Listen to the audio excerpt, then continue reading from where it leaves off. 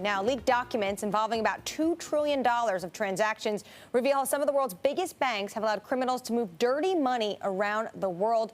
Bloomberg's Danny Berger is tracking this dirty money and the details of the so-called FinCEN Files. What do we know about these documents, Danny?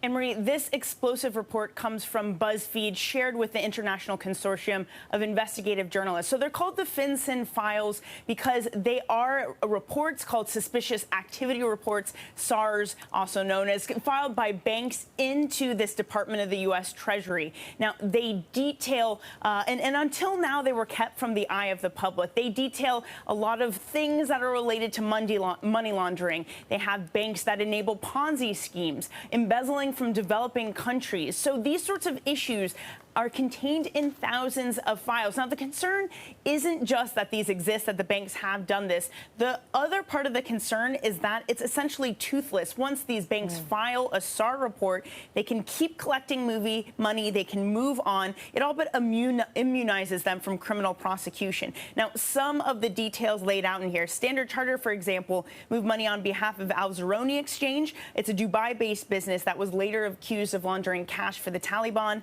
HSBC's Hong Kong branch allowed a Ponzi scheme to move about $15 million. Bank of America, JPMorgan, American Express, Citibank all collectively processed millions of dollars for a Kazakhstani politician, even after Interpol issued a red notice for his arrest. So these are just a few of the examples in this bombshell report.